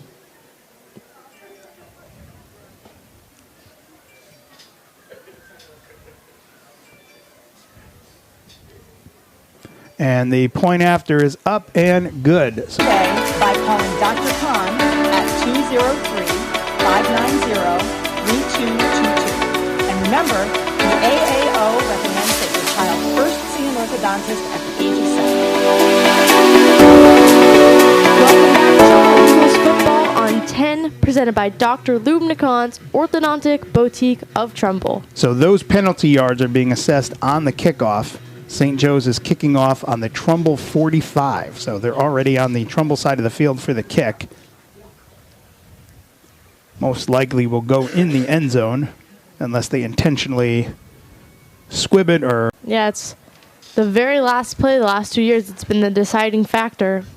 And it's a handoff up the middle. He's going to fight forward for Trumbull, pick up about 5 yards. Was that Blank, I think, on the carry? Mm-hmm. Yep, the Braden Blank on the carry. Well, the difference is you're not on the field this year, CC. Yeah. So Picks up 5, 2nd down and 5. That's why they're losing. I know. Your presence down there was... You just put fear into all the cadets when you were down there. Oh, yeah. Oh, yeah. It would be a different story. And being part of the broadcast. And Jumbo set, I said, Jago up the middle, but he's going to fall Looks like just close. Direct snap to number 12. See if they give it to him or not. No sign yet. Trumbull player slow to get up.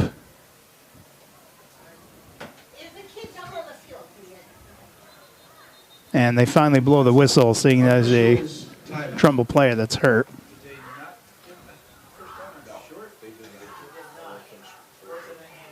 Trainer Dan comes out, so we let the trainers tend to him.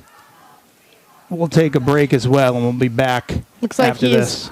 Or no, is he making his way? Making his way All off the field. He was saying, I'm making my way off by myself.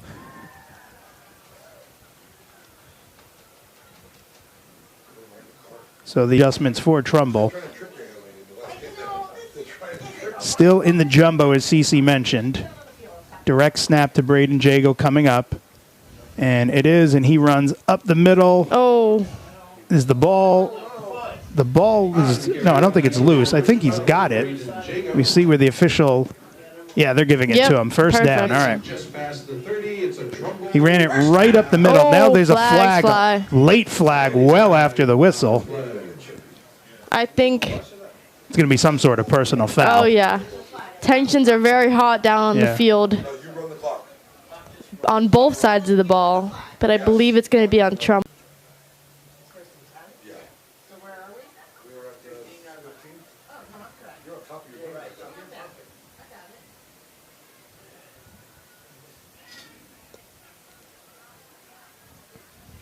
So the ball is placed on the 15-yard line now. 1st and 10. It is a run up the middle. I think that's blank. He's going to pick up a few yards. It's going to be about 45 seconds left. Tackle made by cadets number 52, Will Zaccagnino.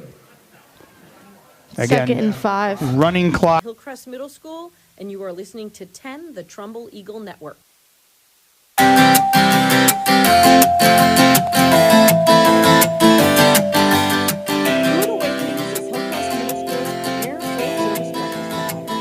Try our gourmet coffee.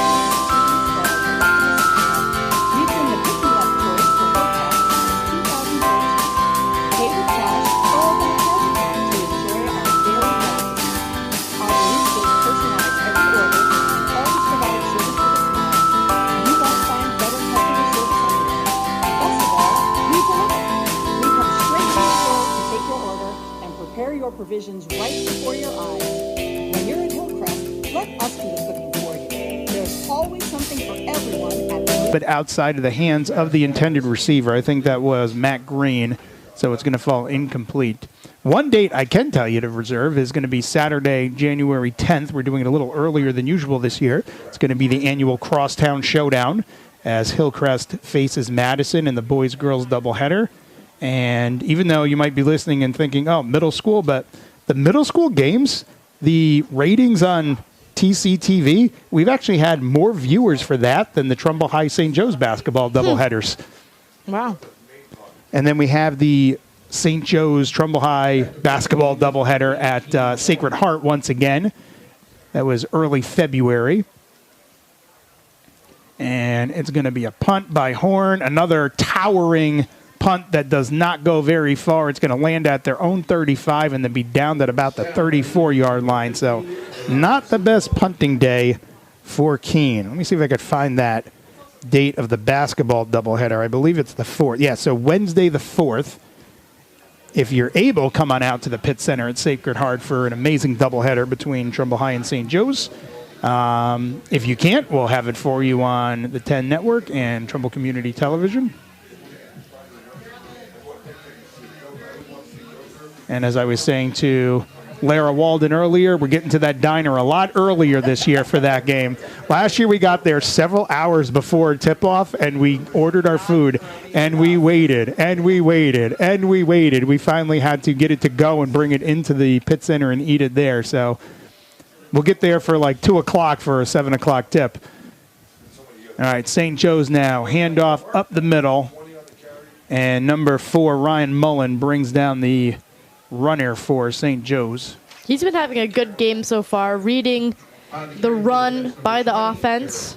Yeah, we've called his name. Tackle, yep. Called his name several times today. 10:07 remaining in the final quarter. So yeah, we got those basketball dates are locked in. Saturday, January 10th is the Crosstown Showdown. Hillcrest versus Madison, and then Wednesday the 4th is the Trumbull St. Joe's basketball doubleheader at the Pitt Center at Sacred Heart.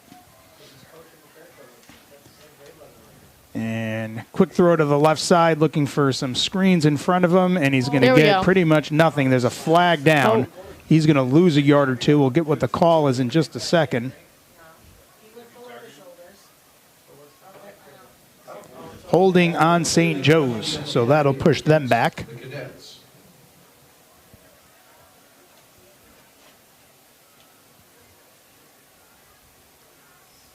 10-yard penalty remains second down.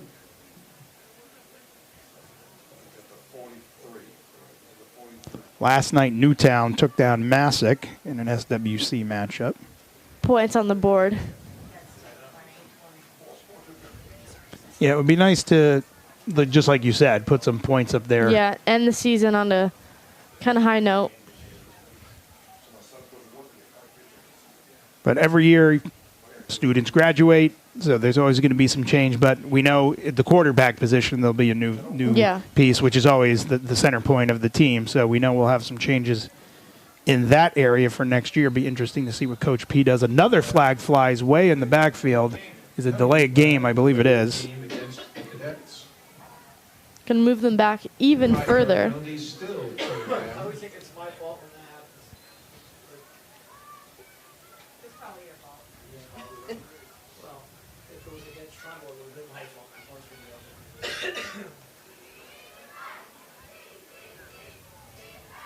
Seven minutes, 20 seconds remaining. And it is a quarterback keeper, and he's brought down in the backfield. That's Ben Zaccanino that brings him down. Quarterback number 18, James Martin. Tackled in the backfield by Eagles. 4th down and very long, 25. St. Joe's will punt.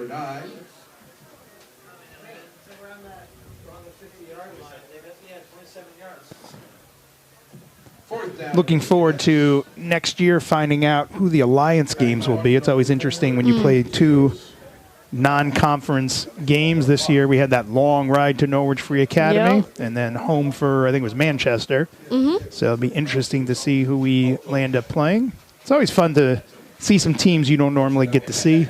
Hopefully maybe not as quite as long of a ride as Norwich, but it's fun to see some of those teams you normally don't get to see. Yeah, it's interesting to see kind of the development throughout the season.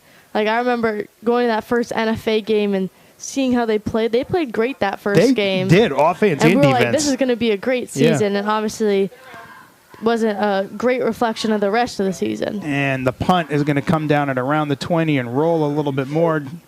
Jago was the intended, or the returner for that. He's just going to let it bounce. And the punt goes out of bounds at the 11-yard line.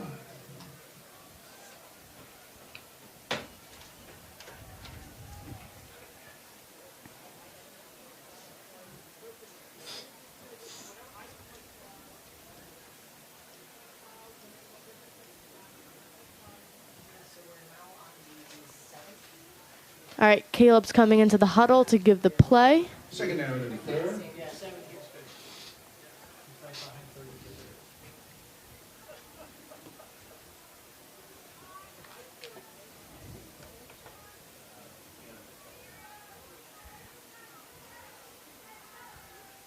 And Wuczynski looking. Now he airs it out. He's got Jago. Just off his fingertips. That was a well-thrown ball, and Jago was an inch away from bringing in a beautiful, beautiful catch.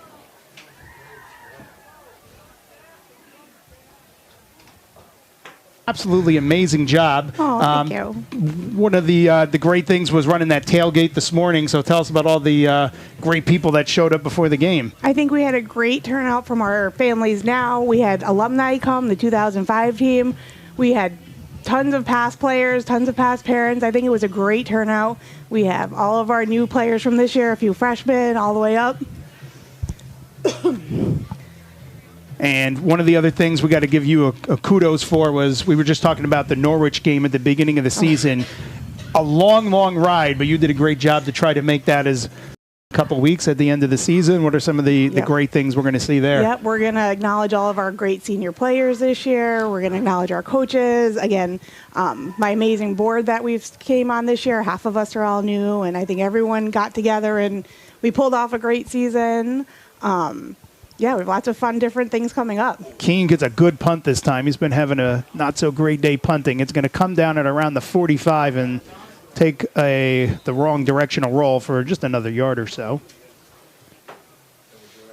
And I forgot I was going to ask you another question, and I just forgot after the last punt. What are some of the after the banquet? What are some of the off-season things that you do to get ready for the next football season, which will be here before we know it? So we're gonna meet with the coaches. We're going to see where some of our great fundraising money is going to go. We're going to see any requests that they have. We are going to maybe meet with some of the parents, see if anybody has any suggestions of things that we could change for next year, any suggestions of things we can add.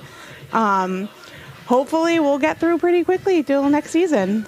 All right, and Danielle, we just got to give you a pat on the back. She puts in, for this volunteer position, hours and hours and hours worth of work. So we thank you for everything you do to make this a better program. Of course, I enjoy doing it. It's been a great season. And we get you for at least a couple more years because her son Zach is a sophomore. So we'll get you for at least 2 more years, hopefully, after this. Couple more years, you've got me. I have to say, I learned from Heather. Heather taught me everything. She's still there for me, so I'm trying.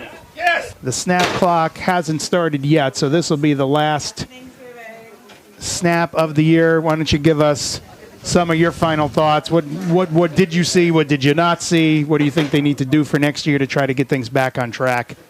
Yeah, obviously it was not the season that we wanted. Things could have gone a lot better, but for next year, just really developing the guys that been on this field, Braden Jago, Keenhorn. We have a lot of valuable players that are coming back with experience, and I think that's going to help us out a lot. Next year with the quarterback situation, seeing how that's going to go. But I just want to say thank you so much for everyone who has supported me throughout my career here. Thank you so much for letting me be a part of this broadcast. Thank you for the coaches for the 3 years that I was able to play. It's been an amazing time here with Trumbull football, so thank you for everyone. And we're so glad we got to be part of the last season with you here on 10, coming up into the booth. You offer so much insights into the games. You made the travel every week for all the games, so we appreciate that. All right, so Trumbull is going to go down to St. Joe's. The record's going to drop to 3-7. That's going to be a wrap on the 2025 season. Hopefully next year we'll see some changes and some adjustments that are made, and we'll be back on 10 and TCTV with some basketball and some maybe some hockey, maybe some baseball in the spring. But even though the football season's over, it's not the end of it here. But we will sign off now. We hope everyone has a wonderful Thanksgiving. For CC Ware and even Joe Costa that joined us in the morning, this is Jeff Alderman signing off. Have a great Thanksgiving and enjoy the time with your families, and we will see you on our next broadcast.